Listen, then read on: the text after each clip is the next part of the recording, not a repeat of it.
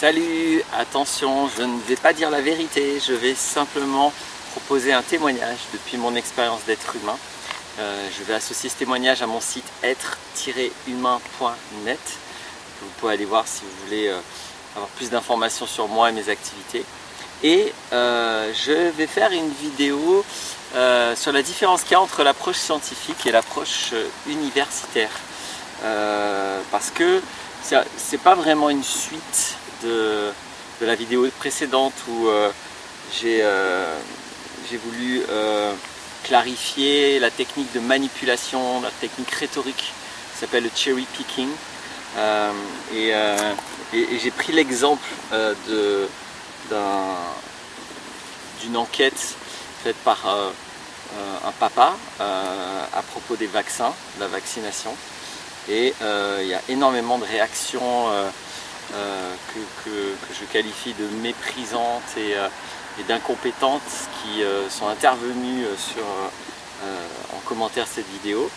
Et je ne vais pas trop parler de ça, c'est pas le but. Je vais rebondir parce que ça m'a donné l'envie de faire donc cette vidéo là, qui n'est pas vraiment donc une suite, mais voilà, avec honnêteté, je décris ce qui m'a conduit à avoir envie de parler de ça.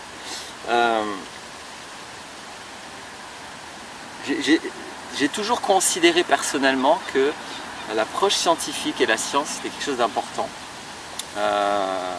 Moi j'ai une formation scientifique et puis ça a toujours été une base pour moi. Mais ça n'est pas quelque chose que je confonds avec le fait soit de payer des diplômés, soit de faire partie d'une organisation dite scientifique. Donc évidemment, la science étant une valeur de laquelle il est très intéressante, ou plutôt là je vais m'en mêler là, mais la science étant, c'est toujours intéressant de s'associer à la science, de faire genre moi je suis du côté de la science.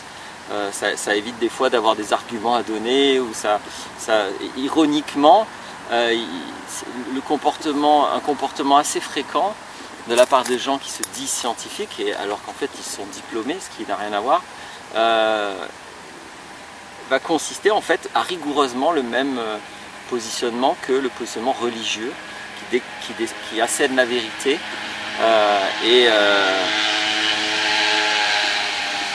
qui assène j'attends que le bruit passe, qui assène la vérité avec ce qu'on appelle un argument d'autorité, c'est-à-dire que la religion elle va dire oui c'est la Bible, c'est Dieu qui a dit ça donc c'est vrai, et puis ces comportements dont je parle ça va être oui la science dit ça, donc ce qui déjà ne veut rien dire, la science elle parle pas et la science est jamais univoque. De toute façon dès que quelqu'un prétend que la science est univoque il y a un problème.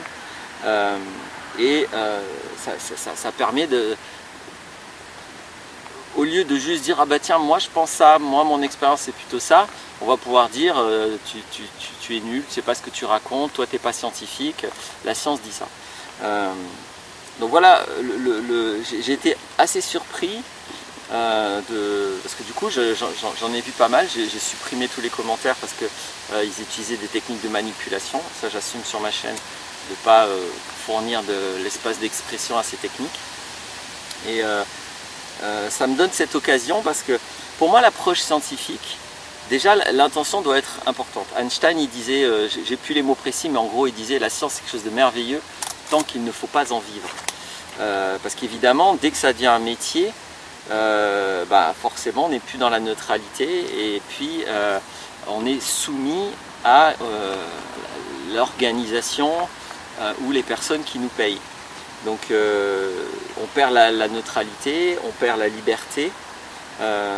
J'ai entendu un monsieur, d'ailleurs je vais peut-être faire une vidéo là-dessus sur son appel. Ouais, je vais en parler comme ça et puis non, je ne vais pas dire son nom, j'en parlerai si je fais cette vidéo, c'est pas encore dit que la fasse. Mais un professeur universitaire tout à fait réputé, etc., qui explique lui-même que sa phrase est la suivante, il dit on peut très bien faire carrière dans la science sans jamais rien découvrir. Et donc faire carrière, ça veut dire en fait augmenter en grade, en reconnaissance, et c'est tout en fait. C'est juste monter dans la hiérarchie universitaire ou scientifique, dont le monde dit scientifique. Normalement il ne doit pas y avoir de monde scientifique, hein. Il y a le monde et la science et l'approche qui étudie le monde. Et donc il est très clair, et puis évidemment il le regrette.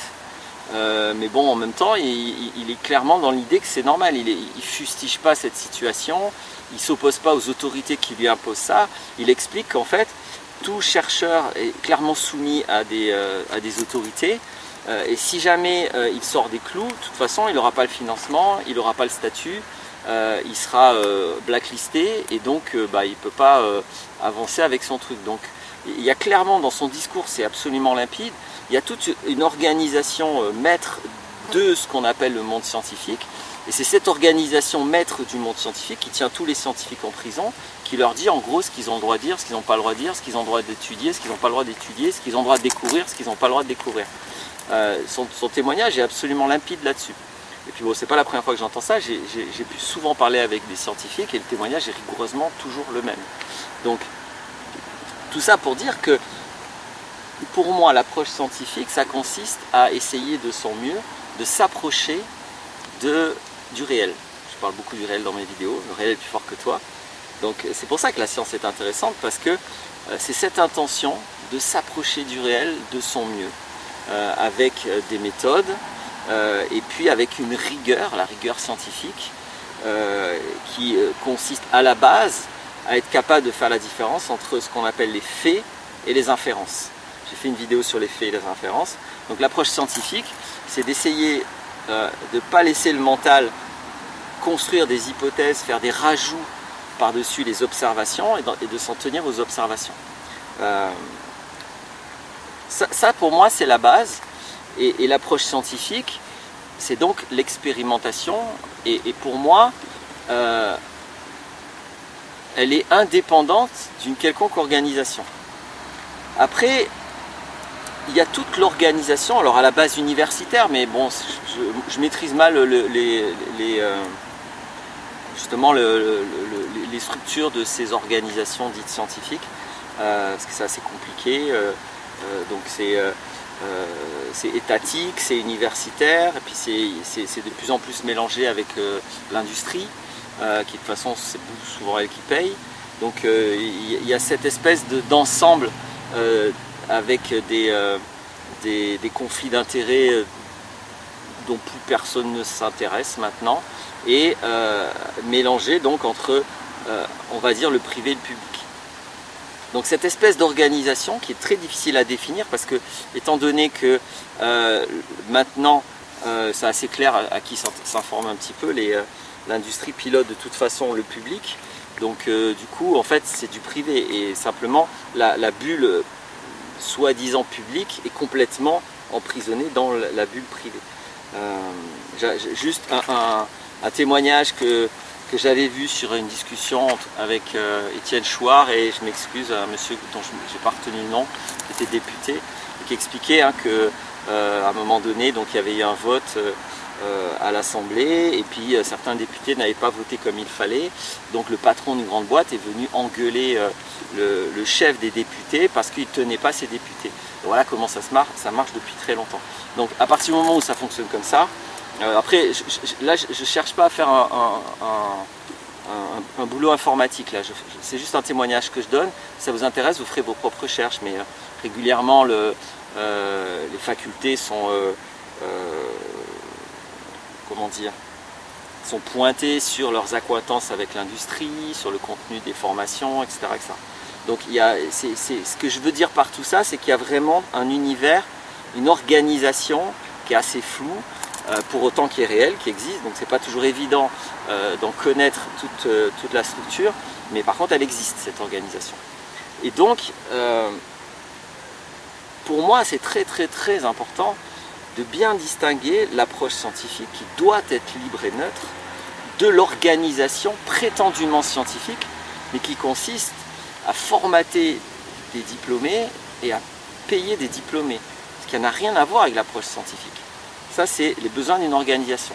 L'intérêt de cette organisation, c'est qu'elle a des moyens, c'est qu'elle dispose aussi quand même du coup de tout un système de sélection, de validation, d'invalidation, qui à la base est intéressant sur le plan global pour que une recherche faite par un scientifique puisse être validée par tout un monde scientifique ou invalidée. Donc ça, c'est l'intérêt de l'organisation. Mais les inconvénients de l'organisation, le mot le plus clair pour l'exprimer, c'est la corruption. C'est comme ça que ça s'appelle. Hein. Quand on paye quelqu'un pour qu'il fasse autre chose que son boulot de scientifique, et puis ça, là aussi on en a de nombreux exemples, ça s'appelle de la corruption. Donc clairement, le monde industriel corrompt la science. Il faut être dans un déni grossier pour dire autre chose. Ça ne veut pas dire que tous les scientifiques sont corrompus, mais ce phénomène de corruption est absolument indéniable. Donc c'est un inconvénient majeur de cette organisation.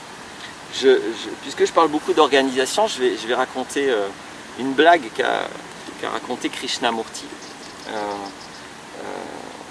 Je crois qu'il l'a fait le jour, enfin bon, c'est pas important, peu importe quand il a raconté cette blague. Sa blague, c'est la suivante, c'est une blague, je sais pas, c'est pas très drôle, mais c'est une métaphore, on va dire peut-être.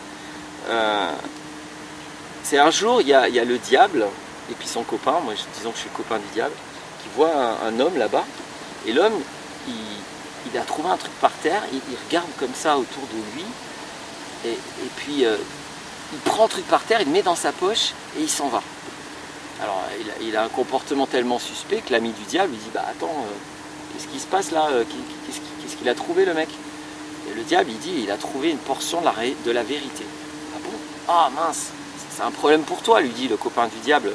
Le diable, la vérité, c'est pas son truc, quoi. Il vaut mieux que tout le monde soit dans le mensonge et dans l'erreur. Et donc le diable lui répond à son ami, ne t'inquiète pas, je vais l'aider à l'organiser. Donc j'aime bien cette blague. J'aime bien, enfin pour moi c'est une blague, moi je trouve ça drôle. Parce que je l'ai observé très souvent. C'est-à-dire que la prétention d'organiser la vérité, d'organiser la connaissance, d'organiser l'approche scientifique contient un énorme problème. Parce que cette organisation va impliquer des autorités qui pourraient être simplement l'abus de pouvoir. Voilà, c'est ça. C'est ça le problème de l'organisation humaine, c'est qu'on ne peut jamais la contrôler. Il y a pas, et même si on met des garde-fous, oui, mais qui contrôle les garde-fous, et etc. Donc toute organisation est de toute façon incontrôlable. Je pense qu'on est en train de partir en vrille d'ailleurs à propos de ça. Quand on voit l'ONU qui pousse à certaines guerres, alors que son but normalement c'est le contraire, ça devient même pas risible parce que c'est très grave. Mais on voit bien que l'organisation humaine pose problème. Et donc, une chose est sûre, le réel est bien indépendant de tout ce délire humain et de toutes ces faiblesses humaines, de tous ces dérapages des organisations humaines, etc. Donc c'est très très important, pour moi c'est une base de conscience. Quiconque ne comprend pas que l'approche scientifique doit et est intégralement indépendante de ça, ne peut pas pour moi se prétendre scientifique. Donc après bien sûr que je ne nie pas les avantages de l'organisation, c'est juste que là maintenant les inconvénients sont devenus trop majeurs par rapport aux petits avantages qui sont des moyens, ok, des moyens, mais si c'est pas pour vraiment étudier la réalité, à quoi servent ces moyens? Et puis le test, les validations, maintenant il y a des tas d'enquêtes et contre-enquêtes qui ont prouvé que les publications soi-disant scientifiques, il y a des tas de faux, il y a des tas de manipulations, il y a des tas de trucs dans tous les sens. Donc on ne peut pas faire comme si, sous prétexte qu'une étude a été validée par un milieu scientifique, qu'en fait elle est honnête, etc. C'est d'ailleurs la base aussi, j'ai parlé tout à l'heure de diplômés. Pourquoi je dis qu'un scientifique, en tout cas quelqu'un qui suit l'approche scientifique, en soi ça n'a rien à voir avec les diplômes, même si bien sûr que dans une formation on est supposé y apprendre cette approche scientifique. Mais le problème c'est que c'est pas parce qu'on est diplômé qu'on est honnête tout simplement. Et l'approche scientifique contient, je ne l'ai pas encore dit, je le dis maintenant, une obligation d'honnêteté intégrale, d'honnêteté intellectuelle intégrale. Il n'y a pas évidemment de science sans honnêteté. Donc la science pour moi c'est la capacité de distinguer les faits des inférences, c'est l'honnêteté absolue et c'est la neutralité. Ça, pour moi, c'est absolument important. Sachant que quand je dis la neutralité pardon, ça s'associe bien à l'honnêteté parce que aucun humain n'est neutre en soi. Donc il faut qu'il ait lui-même des outils pour contrer sa propre subjectivité, ses propres orientations. Ça fait partie de l'approche scientifique que cette phase où on critique ce qu'on pense vrai, ce qu'on pense avoir découvert. Et on la soumet à la critique. Mais honnêtement, il n'y a pas besoin non plus d'une organisation pour faire ça. Il suffit d'avoir une volonté sincère de le faire pour le faire. Donc, j'y reviens à ce que je voulais surtout exprimer. J'ai donné beaucoup d'arguments, j'ai donné mon point de vue. Mais du coup, étant donné que l'organisation prétendument scientifique est de plus en plus corrompue, étant donné que le cadre universitaire est complètement enfermé dans les intérêts de l'industrie, c'est pas moi qui l'invente, hein. François Hollande avait dit très clairement l'éducation nationale doit être aux intérêts de l'économie. Comme ça c'est très clair. Personne, pareil, bizarrement, personne n'a trouvé à redire à ça. C'est totalement scandaleux, mais tout le monde accepte ça. Bon, en même temps, ça doit être scandaleux, c'est juste ce qui se passe. Donc il ne fait que dire la vérité en fait là pour le coup. Donc tout ce milieu-là s'éloigne de l'approche scientifique. Donc l'approche universitaire c'est une chose, l'approche scientifique c'est autre chose. Et quand j'entends ce grand scientifique, ce grand professeur de physique, d'astrophysique qui dit que de toute façon il est un peu coincé et que c'est pas lui qui décide des postes et que c'est pas la science qui décide des postes, que de toute façon il y a des gens au-dessus qui décident de tout. La logique de base voudrait que du coup, on se rappelle de ce qu'il a dit Einstein, la science c'est merveilleux tant qu'il ne faut pas en vivre. La logique de base c'est ok, il faut s'extraire de cette autorité, de cette obéissance. C'est ça l'énorme différence qu'il y a entre l'approche universitaire, qui a une prétention de rigueur, mais un cadre qui oriente la rigueur. Donc c'est plus de la science. La science ne peut pas être orientée. Et l'approche scientifique, la différence entre les deux, c'est que l'approche universitaire, ou encore pire, hein, l'approche de l'industrie, elle contient l'obéissance. Un scientifique, un diplômé acheté, payé, doit être absolument obéissant. Sinon, de toute façon, il n'a plus aucune possibilité de carrière. Et l'obéissance, ça n'a rien à voir avec la science. L'approche scientifique doit être neutre, donc évidemment libre d'obéissance. Ça, c'est le truc majeur. Et ça a été très frappant dans les commentaires que j'ai vus, cette espèce de discours qui procède d'une hiérarchie, où d'abord nous, on ne fait pas partie du milieu, donc on aura à peine le droit de parler normalement pour ces gens-là qui se prétendent scientifiques. Qui sont d'ailleurs du coup très méprisants, très violents à vouloir faire taire. C'est bizarre parce que normalement quelqu'un qui a des connaissances scientifiques, si quelqu'un dit une grosse connerie, il peut donner des arguments, c'est son boulot quoi. Normalement avec des arguments il démontre les choses. Donc c'est assez étonnant que ces gens soient obligés d'aller dans des arguments d'autorité, ce qui est de la rhétorique, ou dans des rhétoriques ad personam ad hominem en disant oui, toi t'es pas médecin, t'es pas biologiste, t'es pas ceci, t'es pas cela. Sur les vaccins c'est d'autant plus drôle que Pasteur n'était pas biologiste et n'était pas médecin non plus. Mais bon là c'est ok, quand c'est Pasteur c'est ok. Et donc cette espèce de positionnement dépendant de l'obéissance à des autorités, il est très frappant, il est très marquant quand vous écoutez ces discours, ces rhétoriques, qui sont même pas là pour essayer de vous aider à aller au réel, hein, qui sont là juste pour dire non ta gueule, ce que tu as dit c'est n'importe quoi, toi t'es nul, t'es un charlatan, t'as pas le droit de parler. Donc là aussi c'est pas l'approche scientifique, ça c'est l'approche religieuse ou l'approche d'autorité, mais ça n'a rigoureusement rien à voir avec la science, absolument rigoureusement rien à voir. Donc déjà, la posture n'est pas scientifique, il n'y a pas les informations, il n'y a pas les données, et puis voilà, il y a tout ce système d'obéissance où je me souviens des commentateurs disent oui, il y a des gens plus diplômés que moi, etc. Donc comme ils sont plus diplômés, apparemment dans son système de pensée, ils sont supposés mieux savoir que lui. Encore une fois, là, on est dans quelque chose qui a comme référence la hiérarchie, mais qui a plus comme référence le réel. la référence ultime pour un scientifique, ça doit être le réel. On s'en fout du diplômé. S'il dit quelque chose qui ne correspond pas aux faits, il a beau être le plus grand diplômé de la planète, il dit quelque chose qui ne correspond pas aux faits. Donc, bon, ce que je dis là, normalement, même dans le milieu universitaire et même dans les milieux industriels, ils vous diront la même chose. Mais dans les faits, ils n'ont pas le droit de l'ouvrir, parce que sinon, ils ne vont pas avancer dans la hiérarchie, ils ne feront pas de carrière. Et je vous renvoie à ce qu'il dit ce professeur d'astrophysique. On peut très bien faire carrière, faire une carrière, une très belle, ou je ne sais plus comment il dit, une carrière scientifique très renommée, sans rien découvrir. Donc c'est étrange. Pour moi, la science, c'est de la découverte. Bah, là, dans l'approche universitaire, le but, c'est surtout que les scientifiques soient maîtrisés, qu'ils ne disent pas trop ce qu'on n'a pas envie qu'ils disent. Les témoignages de vrais scientifiques qui l'ouvrent et qui se font rabattre par les autorités pullulent. Donc c'est très important de jamais oublier ça. Je vais finir en étant un peu lourd, mais en le reprécisant. Il y a un énorme biais dans l'approche universitaire qui n'a rien à voir avec l'approche scientifique, même si elle contient une rigueur. C'est cette obéissance au final des maîtres qui ne sont même pas bien déterminés, et puis à toute la hiérarchie entre le bosseur scientifique et les maîtres au sommet. Ceci ne peut qu'enfermer une approche et l'empêcher d'être scientifique, puisque la science se doit de découvrir, se doit de ne pas avoir les limites, se doit de ne pas être, encore une fois, obéissante, mais neutre. Voilà, j'espère que j'ai réussi à m'exprimer sur ça. Je ne sais pas si ça intéressera beaucoup, mais je trouve ça important parce que je trouve que l'approche scientifique, ce serait dommage qu'on la perde, et on est en train de la perdre.